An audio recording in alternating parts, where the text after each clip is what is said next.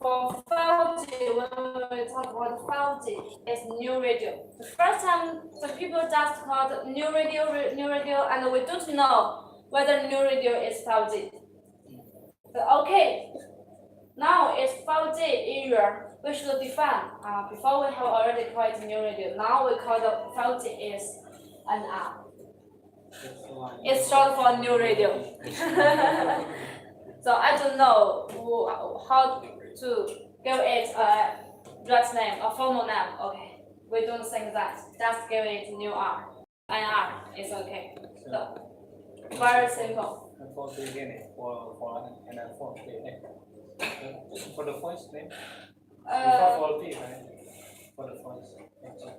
Yeah, for 4G we just use RPE. Yeah, for NR. No. For 5G, what do you call? For 5G, for voice, 4G is VoLTE. For 5G is NR. Yes, 4G is LTE, 5G is NR. But so random. Select a name. Yeah. So when you want to find some news about the 5G, yeah, you can search 5G and you can also search NR. So if search NR, that is 5G. So because 4G and 5G, okay, we'll give it a different name. So because for NR, when we define the node B side, okay, we cannot call it NR node B. What would say like? Okay, it defines that next generation node B. So it's G node B. And G next generation. Next generation in node B. For 5G. Okay, next generation. For E node B in 4G is okay, this is enhanced. Okay, we have already enhanced, we cannot enhance again, cannot double E. Okay, next generation. So this is 5G node B name. Yes. For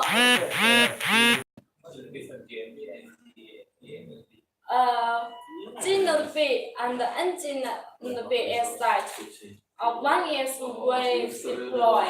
we deploy the 5G directly, deploy a new site. Another is we upgrade it to 5G. We upgrade the 4G to 5G. These two different. One is upgrade. One is to upgrade. Actually, G node B is a real 5G. For NG node B is we upgrade from the 4G. Yeah, if the 4G we upgrade it, okay, is the next generation NG node B. So because in 4G we have the 4G node B and the 4G EPC side. For 5G we also have the node B and the core network. So the core network is different. The core network is different. So for the node B side, I can connect with the older EPC side, and I can also connect with the new EPC side, new core network. So if the 4G in node B, if he wants to connect to the new core network, it should upgrade. So for this upgrade, it connects with the new EPC side. We call it NG node B.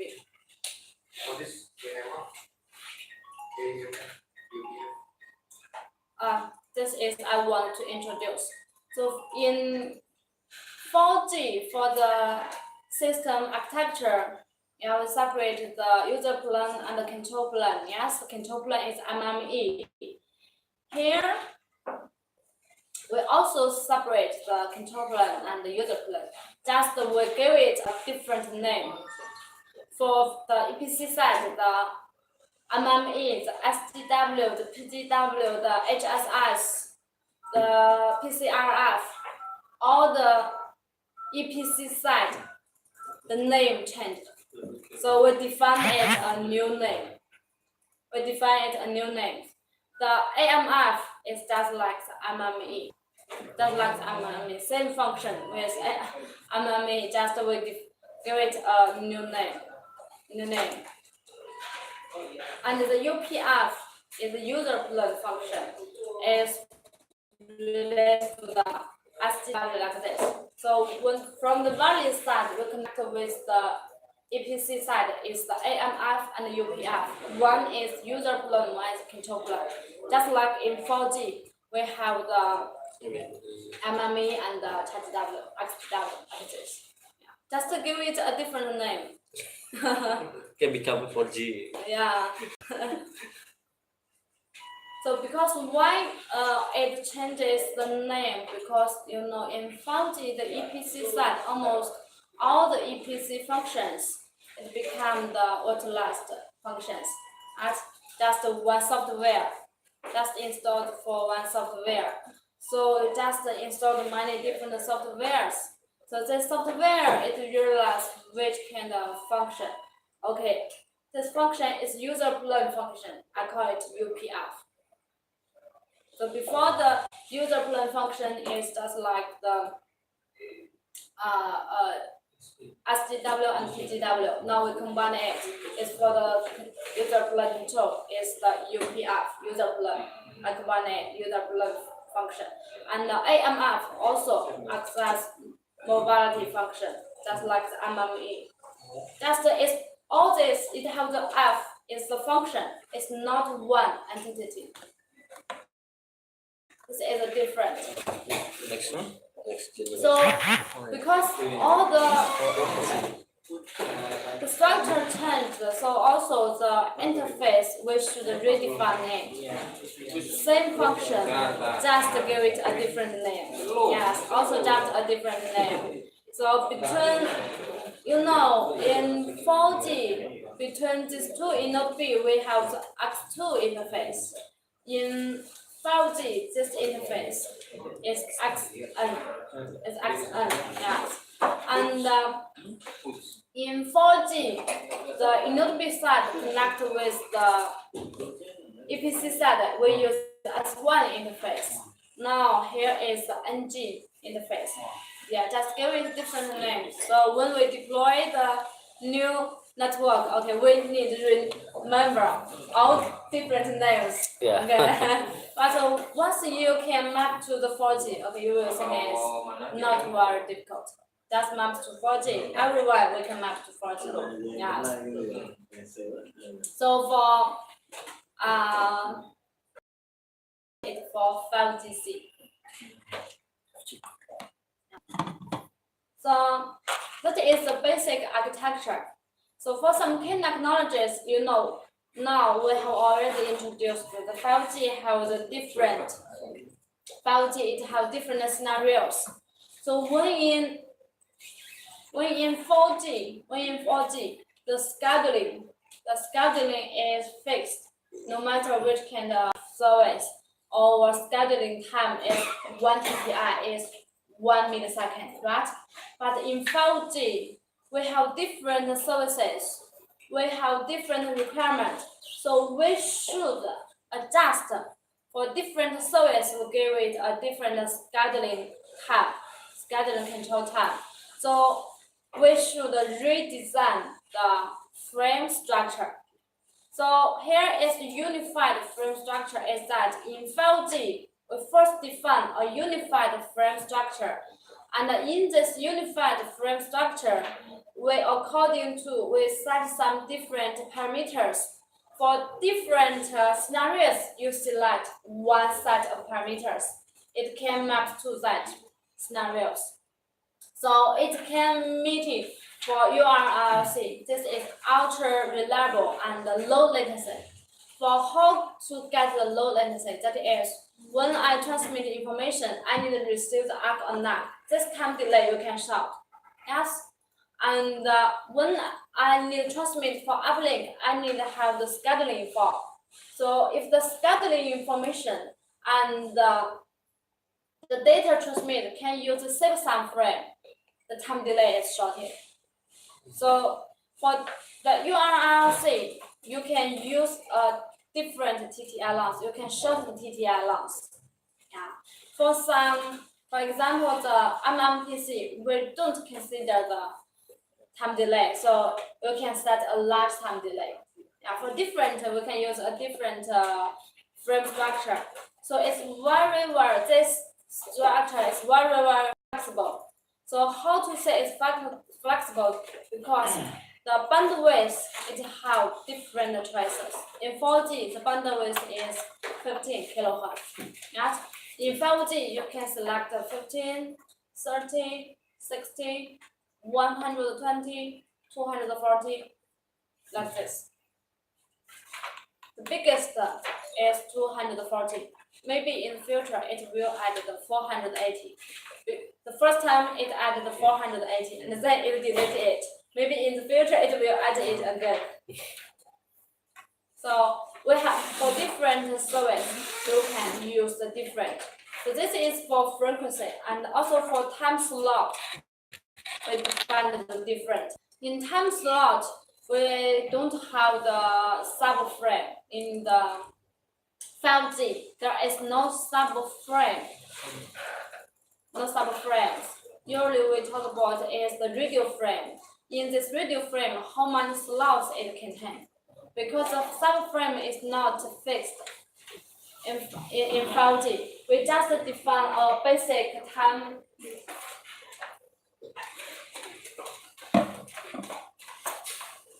We only define a basic time is a radio frame. 10 milliseconds. So in 4G, this 10 milliseconds it contains 10 subframe. Yes, every subframe is millisecond, 1 millisecond. But in 5G, because we will set a different TTI length, so now we use subframe. It cannot describe the TTI exactly. So we don't use the subframe concept. We use the slot directly. So we only consider under one radio frame how many slots it contains. We schedule it by the slot, not by the subframe. So the slot may be long, may be short. So you can define it according to different bandwidth. If the subcarrier is very narrow, the time it will be longer. The time will be longer. That means when I assign the resource for you, for time resource and the frequency resource, I will allocate the same resource for you. So if the frequency, I allocate a narrow band for you. So for the time, I will allocate a longer time for you. So if we set a wider bandwidth subcarrier, the slots will be very short. The slot. But one slot it contains 14 symbols.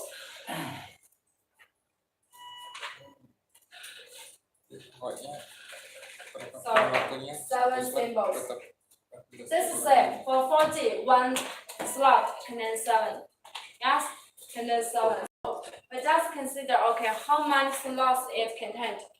So for different, you select a different subcarrier and a different slot parameter.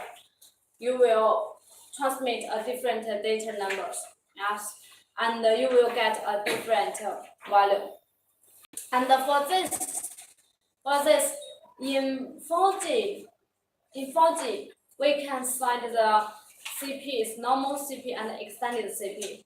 In 5G, only at the 60 kilohertz subcarrier, we can use the extended CP. All others we cannot use. And all others is normal CP. This is the difference between 4G and 5G. So if we use the flexible frame structure, so if we want to guarantee a short-term delay for the URLC, we can allocate a short TTI. For the EMBB, we can allocate the normal. For the MMTC, we don't consider the time delay. Okay, we can configure a long TTL. So it's very, very flexible, not fixed as RTE. You cannot change it. So in 5G, you can change it flexibly. And also in 5G, we designed a new structure, a new subframe structure. It's self-contained subframe. Self-contained subframe. Yeah, that means usually when we introduce the information in 4G, if this subframe used for uplink, it only can used for uplink, cannot use for downlink, right? For subframe. But in 5G, in order to show that the self-contained subframe, that is, this subframe, it contains the downlink information and also the uplink information. It contains two different kinds. One is that this is the self-contained. At first, in the same frequency, in the same subframe, at first they were the control information. It contains the scheduling. It contains the scheduling. And next, I will transmit the uplink data. I will add one GAT. Another is that for downlink, when I receive scheduling, I transmit the downlink data directly. And for 4G, when we will feedback the ARC or not, you should wait for subframes, yes? But now we don't need waiting so long time. Okay, in this subframe, it will contain the feedback. So when I transmit the data, also in this subframe, the last symbol we designed to transmit the ARC or NAC. So we don't need waiting it for a long time. So it can short the time delay. And how to configure it? In the 5G, we give it many different choices. And for the symbols in the one slot, you can define it as the downlink symbol. You can define it uplink symbol. You can also define it X symbol. For X symbol is that it's flexible. It's flexible. I can change it. So if for example, we have 10 choices, I select choice 5. If it marked U, that means only can use for uplink. If it marked D, it means it's only used for downlink. But if that one marks X, it means you can set it for up and you can also set it for downlink. Yeah, it's more flexible. This is the 5G. The first, in the time and in the frequency for the multiple access, we also change. This change is not that okay. In 4G you adopt OFDM. In 5G you select another one. No, UVMC. OFDM. Just it gives OFDM a different process.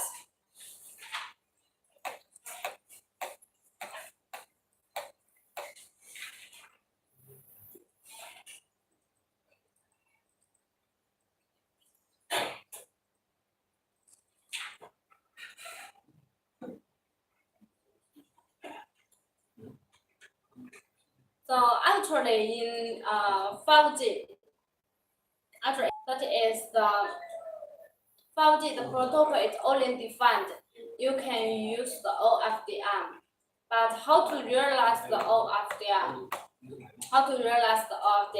You also use the traditional 4G or you want to upgrade it.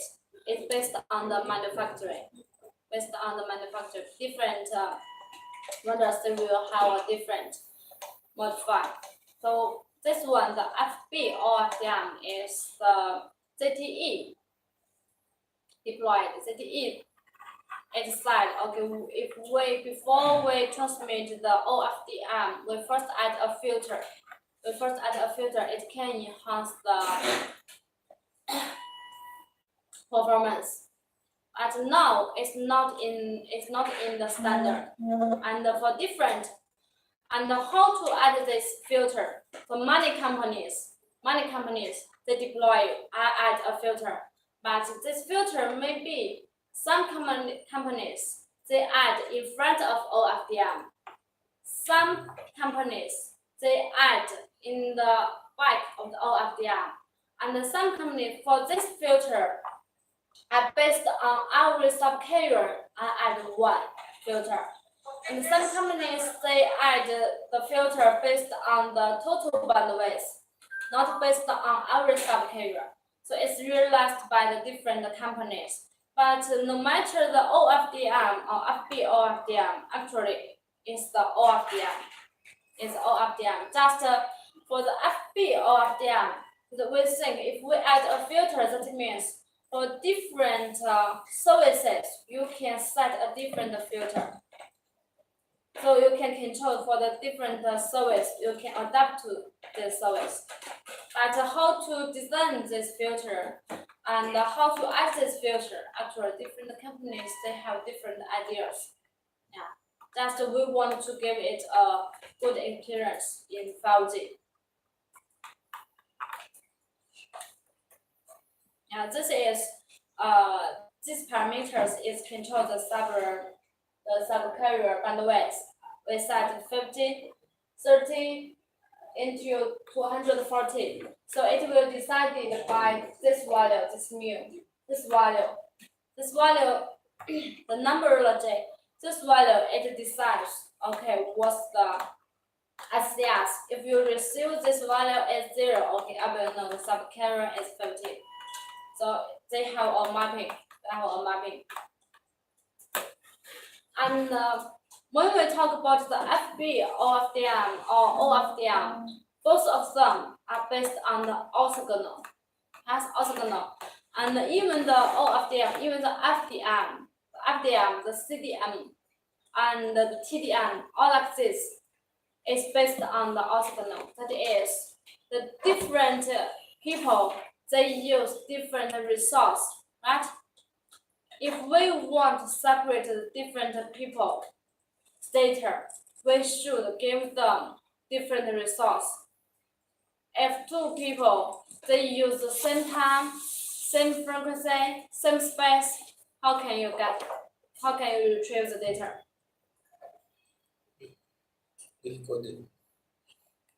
All the data they mix together. Yes, there is no relation. They use all the resources are same, so we cannot retrieve it. So we can think for TDMA, CDMA, FDMA, or even OFDMA, this orthogonal that means if when we allocate the resource for one UE, that is the resource is dedicated for him. We cannot share the resource. So in 5G, because in 5G, there one question is that the connection will be more and more. Yes, but the resource, even we extend the bandwidth, the resource is limited. So how to use the limited resource to support more connections? So we thought another access is NOMA, is non-orthogonal.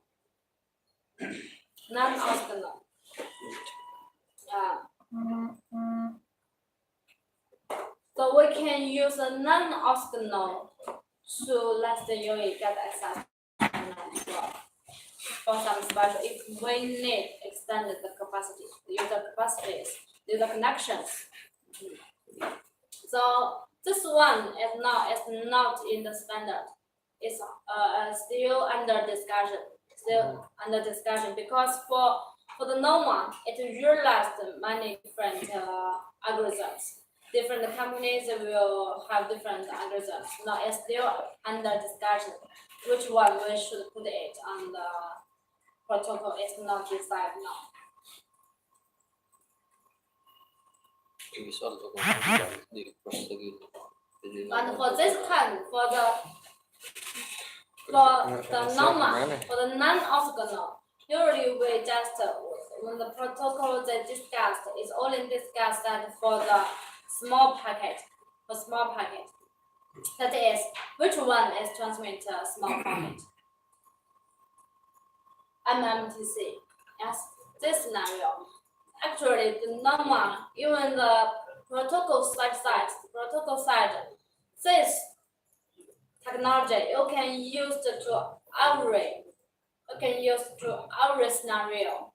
But actually, it's better to use for MMTC because MMTC it have the large amount as connections and it has a small packet character.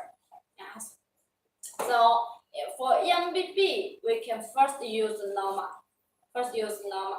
So even different others, you can also use normal. Normal have a good character is that because it's non-orthogonal. If it's non-orthogonal,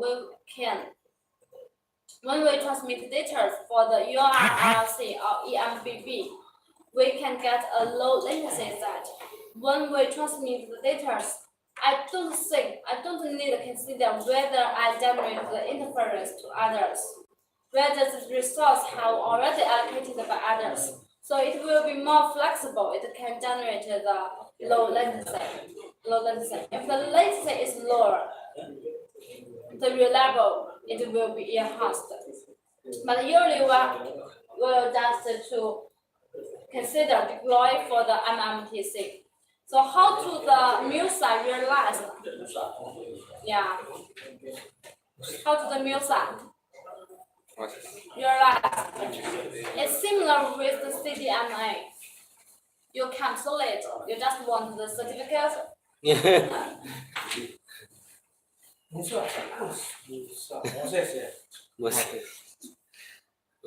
So for this is like the CDMA, In CDMA, we will use the code. Yes. Use the code to retrieve the different signals. So it's same with the CDMA. So if we don't use this, if we don't use the MUSA, it's for each different UE, it will use the 4 different RB to transmit the data. Yes. But if we use the MUSA, that is this user, they can use the same RB. They can use the same RB to transmit the information. But they will use some for MUSA. It also has some code sequence. It will use a code sequence to mark it. When it retrieve it will based on the SIC. It will based on the power detection. I will decode the largest power first. I get 1 signal, and then I reject the second power. So it can retrieve all the signals. So it's only used when we talk about this. We only use for some small packets. Because for large packet, if we transmit large packet such as EMBB, yes. So they will use maybe you allocate 20 RB, maybe 100 RB for 1 UE. So 10 UE use the same. So it's very difficult to retrieve all the data from 100 RB. But from some small packets, it's easier. The MUSA is usually used to MMTC, this scenario. And if we use this, we can enhance the RC connection users.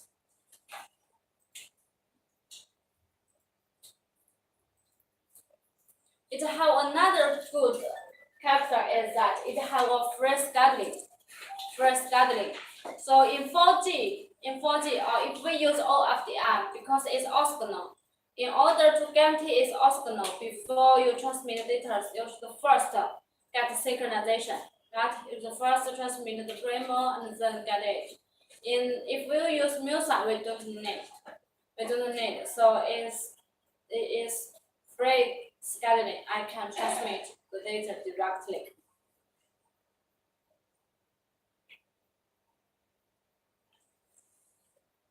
In 5G,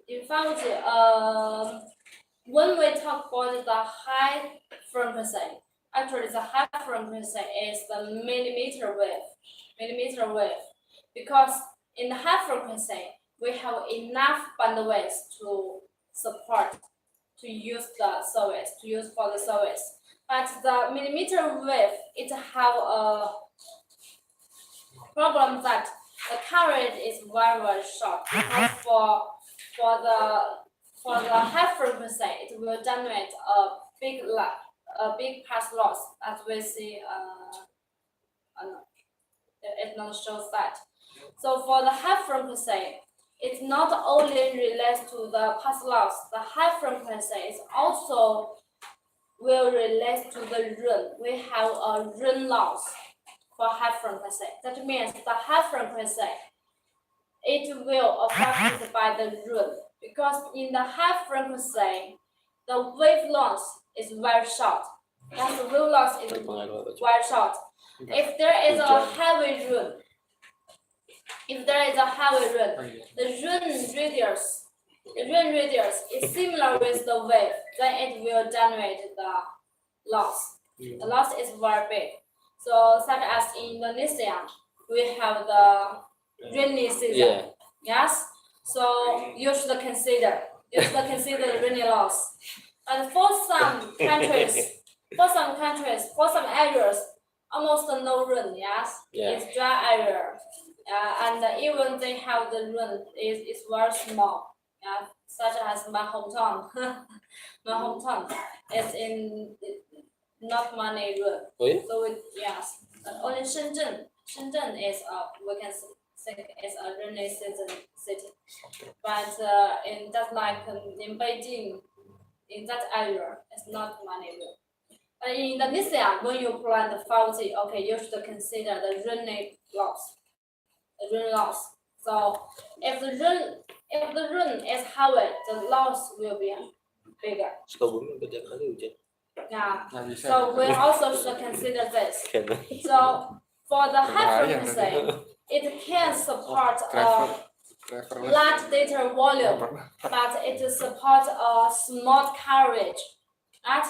So usually for when we deploy the 5G, when we combine the 5G high frequency and low frequency together, or the high frequency, and we guarantee the 4G.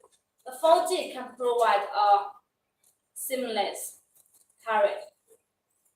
If the 4G can provide a seamless coverage, okay, even the 5G, this area the 5G not very good, I can also use 4G. 4G is good enough, it's okay. But if this area, the 5G is not good, the 4G also not good. Yes. So usually for high frequency, we just use for the hotspot coverage, because the coverage is small. Another is that it uses the FWA. So this is actually, you can think is the different method of Wi-Fi. Yeah, before the Wi-Fi is based on the WAN. Yes. Now we use the CPE. It can send the signals indoor. But from the CPE to the node B, it can receive the signals. Yeah, it can receive the signals. Usually this kind is you can use it for some rural areas. So for the hybrid networking, that for the 5G, we can deploy 5G standalone, and also we can deploy the 5G not standalone. So for not standalone, that means I must based on the 4G. So for the high frequency, for the high frequency only support the user plan service, so adjusted to transmit data. For the signalings, I don't process. So I will based on the 4G or the low frequency. So for the hybrid networking, we have two kinds. One is we use the 4G NLB. One is that we use low frequency 5G NLB. For high frequency, for the millimeter wave, we only to support the user plan. I don't support the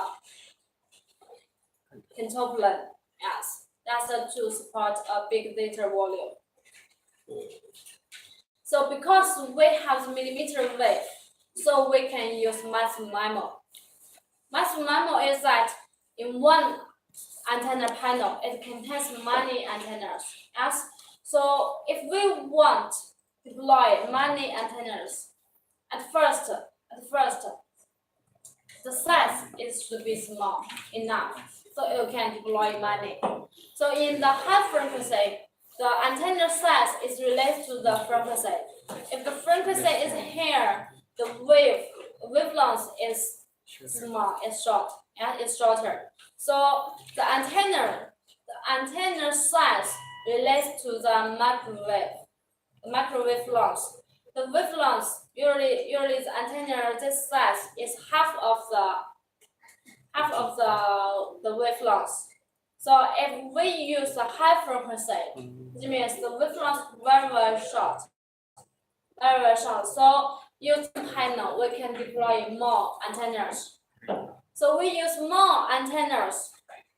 Yeah, we use more antennas. So we can, if the antennas, the array, it contains many different antennas, it can generate an exact stream for one UE. So for high frequency, the carriage is bad, but we use massive MIMO, we can compensate the carriage. We can compensate it. You use MIMO, you use different antennas. For example, we have 64 antennas. Now in 4G we use is 4 antenna, 8 antenna like this. In pre-5G, not 5G. I don't know whether you have the pre-5G products. Not yet, just testing. Yeah, just for testing. Yes. Yeah, it has 64 channels and some has 128 channels. So many channels. It can enhance the power.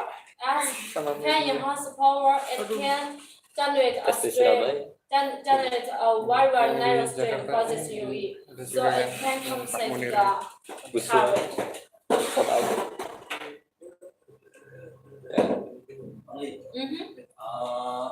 In LTE sekarang yang weekend keluar MIMO. But for this 5G, the minimum argument for this MIMO.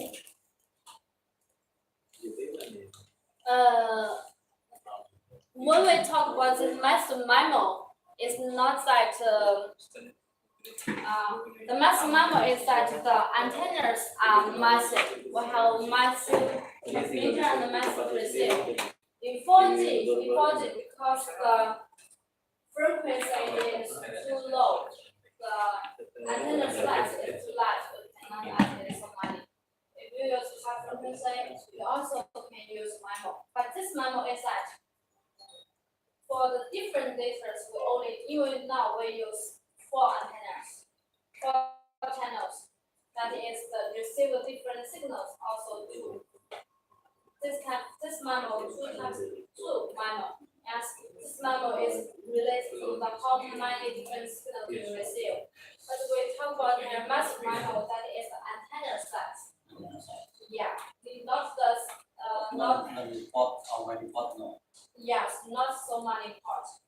Yeah, because we can use much user MIMO.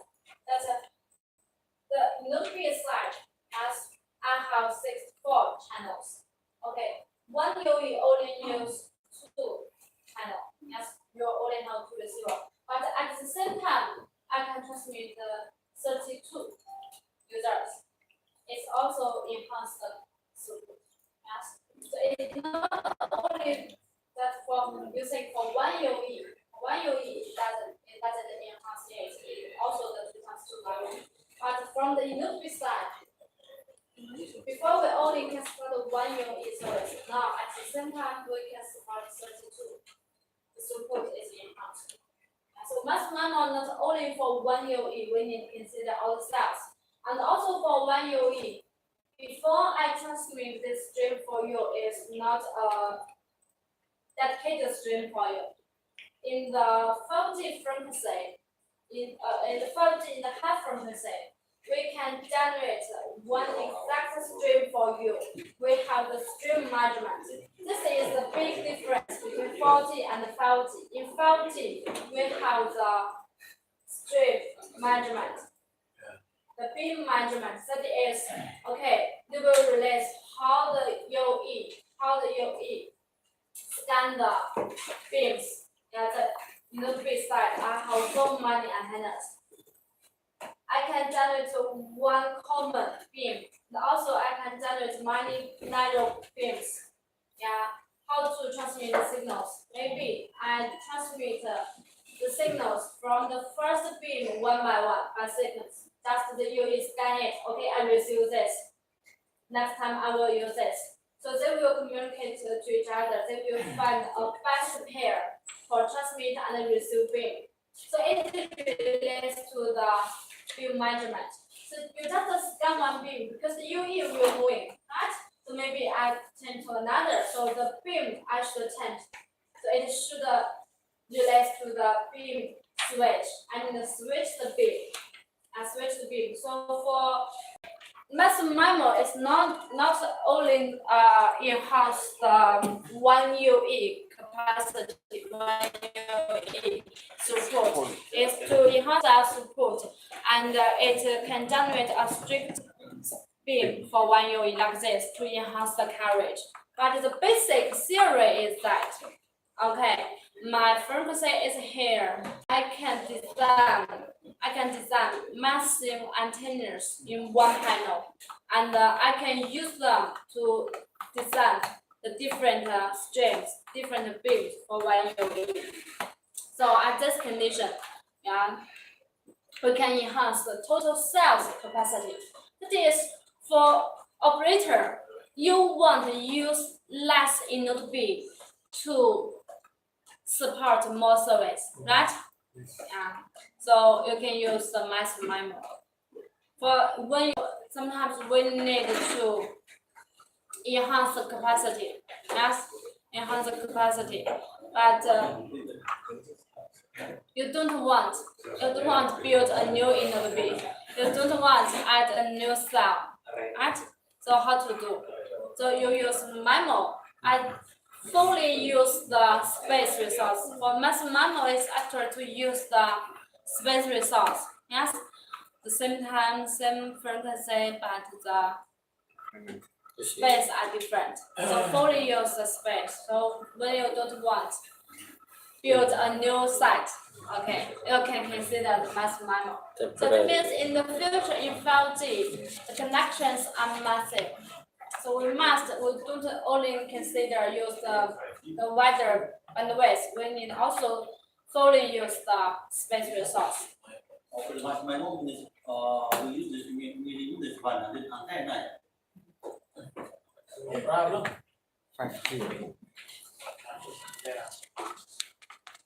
Minimum requirement for this mass MIMO using the 100 antenna.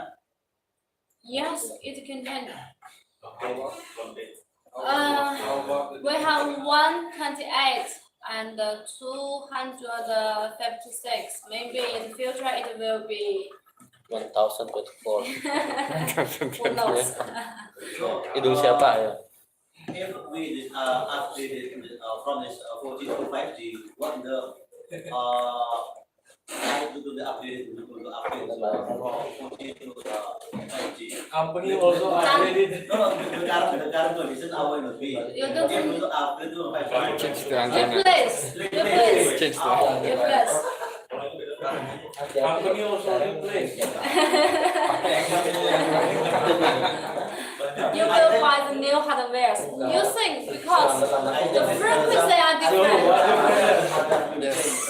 But not all. But don't forget, Wang Ying still always. We will replace it.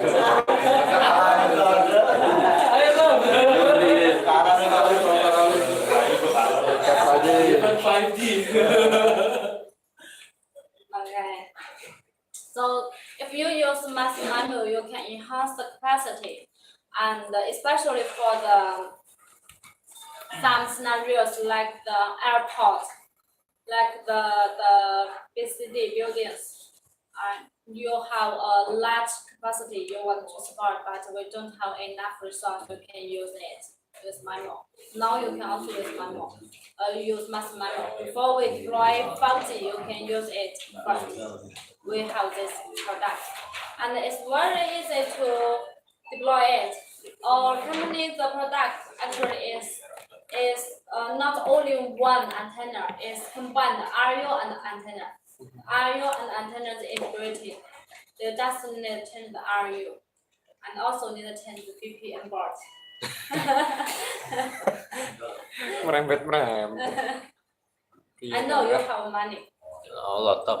Your company have money. Yeah. Company. Not me. Yeah. Lower energy consumption. Why this to using this MIMO too many antenna, but the lower power consumption. Is for the lower energy consumption is compared with the traditional site. And if you this is our product. Our product is a new product. This is our product. This product is the integrated RU and antenna. Yes, it's not a very large size. That's like Stable? no, not so much. Just like this. Just like this. Really? Yeah. The antenna? Yeah, the RU and the antenna. That's like this. It's not very large. So if you deploy so many traditional RU to support it, and you just need to deploy one, it must save power and get the lower energy consumption.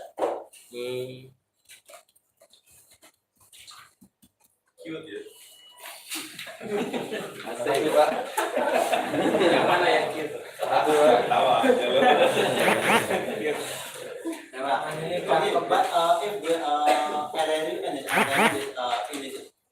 is included, but if we have this 3 sector, but we have this mass MIMO, how many antenna? RRU?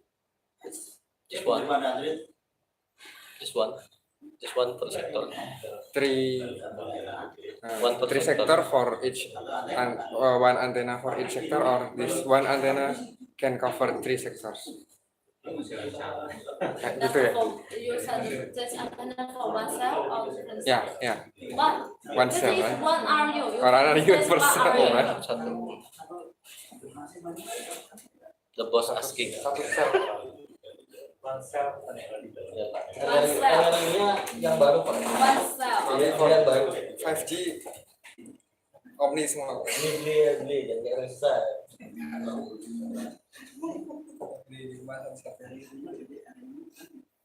And for massive MIMO, is there any different for like RRC signaling message that indicates that which antenna I connect to? For the RC signaling, it's not related to the antenna.